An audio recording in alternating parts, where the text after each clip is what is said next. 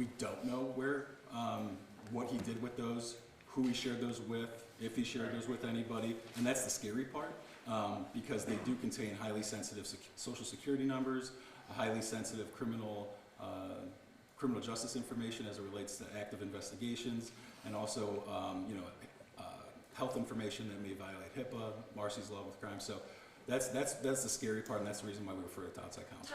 What evidence, if any, is there that Mr. Briss disseminated this information in an improper way? That's what the outside counsel referral is for, to determine what type of information that, not what type of information he accessed, because we're able to know that he did access unredacted files that contain social security numbers, that contain, as I mentioned, that contain health information. But as far as the dissemination of it, that's the whole reason why we're referring to outside counsel. And we would hope, our hope is that he wouldn't have distributed that widely, because that would expose the city to significant legal vulnerability and financial risk. And that would also be not only that, but it would also give us a lot of, it would put the city in a bad spot from a legal, HR, economic development posture. But right now, there's no evidence he did that. Is that true? We don't know. There could be evidence, and there could not be. That's the reason why we have an outside account. But you Why don't was have it any wrong? at this point, right? Sorry, You don't have any evidence at this point. It's that will be determined by the outside review. Why was it wrong for him to access a system that he had been given access to in 2017? Well, first of all, that just to clarify the timeline aspect. So he was granted access in 2017 under the previous administration. I can't speak as to why he was granted access under the previous administration, but that was the default setting.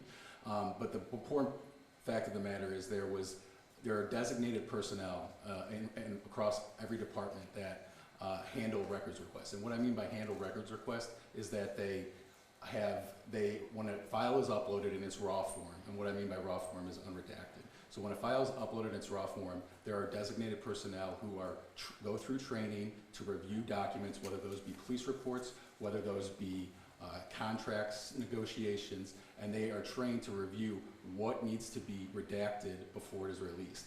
He was not one of those authorized personnel. We took action, as you saw there, after every time we noticed that he was using his unauthorization to usurp and circumvent the process. And when he was doing that, we took action, and unfortunately he was manipulating the system. But that is why we needed to find a way out to do more, and that's what we're doing right now. Besides simultaneously with the ongoing outside counsel review, internally we're taking a lot of proactive measures. We are overhauling the authorization levels. So we are actively going through right now over the last several days based on authorization levels, or based on which individual has access to the system, which level of authorization they have, whether that's a view only, read only, whether that's download capability, whether that's just access in general, and we're making those changes as we deem appropriately. It's just unfortunate that, we have someone here that took advantage of his authorization for whatever reasons. I won't speculate, but he used it in improper ways. Was he ever told? I have to be fair, and I have to answer questions from everybody. When you say he manipulated the system, what do you mean? So there was the way first when this happened in May of 2024, and we found out just through routine course of work, our records department noticed that he was going in files that he shouldn't have been, because he's not designated personnel. He was going in and scouring through those types of things. So when we put our first guardrail in place, in which we started tagging confidential emails, we put that in place, and those were for emails that were already uploaded.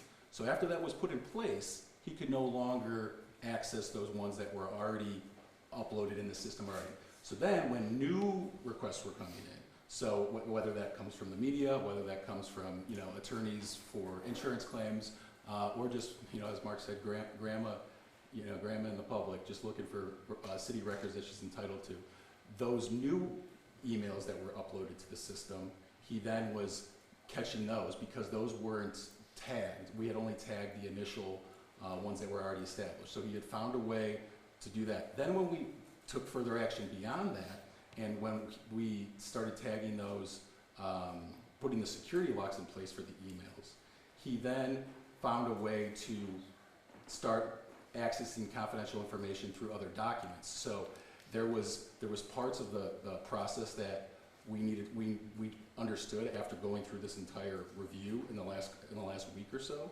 where we found that he was accessing he was finding additional ways to get around the security tags and those types of initial guardrails that were in place. Abby, I think you had a question. Yeah, just a process question. So this person is still working at City Hall. What is the process? Will he be placed on leave? Who has authority over that? How does that work? Can you talk us through that? Sorry, I zoned out because I was like looking back. I don't need. I can. The process of this person still working at City Hall, who has authority to place him on leave, to fire him, that sort of thing, and how does that work during the investigation and after? Yeah, I mean, I think that's a question for City Council. He's a City Council staffer.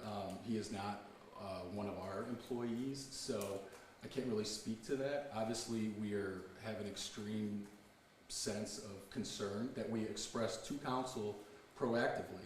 So when they say that we, have made these threats, those are their words, those aren't our words. When they said they made these threats, that's their interpretation.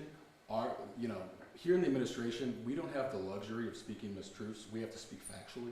So when we do that, that's how we answer everything. And the fact of the matter is, when we were looking through this and found that no other person, after reviewing, spot checking random employees, had even come close to accessing more than 2,200 files. So when we, these allegations of saying that we're not working hand in hand with Council, we wouldn't have reached out to them ahead of time to express these concerns, to try to resolve it in-house before making a big public spectacle out of it. But they left us no choice. And they are the ones that put this letter out to the media before we've done anything. So we want the public to know the truth. Like I said, we don't have the luxury of speaking falsely. So why does the volume matter? Aren't these public records? Maybe there's some information that's not public in them, but what is wrong with a city employee accessing public records? That's a great. But as part of their job. Yeah, that's a great question, Sarah. And as Mark mentioned previously, there are some of these documents. So there's more than 2,200 files that were accessed. There are some of them that indeed were public records. There were some that he accessed that were redacted versions, that whether they were media requests, what have you. But there were also numerous files that were in its unredacted raw form that contains, again, social security numbers, health information, and other confidential type of investigatory material. So if I'm here as in crime victim information, we literally just went through this process within the last year with the Ohio Attorney General's office, the top lawyer in the state. The top lawyer in the state handed down an opinion, a formal opinion that stated that Council could not have access to, in its unredacted format, to this type of information. So it was pretty clear. When you have the top legal officer in the state of Ohio telling you that, and then you continue you continue to ignore that legal advice, that's concerning. But that's just about crime victim information, isn't it? That's exactly what he accessed. He accessed unredacted crime reports in its raw format with investigatory material. So because he's not a city employee, then you all don't have the authority to revoke his access to this portal? Say that again? Because he's not a city employee, he works for the council. Your administration does No, not I think have- that's a little bit different than what she was asking in terms of personnel decision. Okay. So in terms of revoking access, the system is set up by the law department.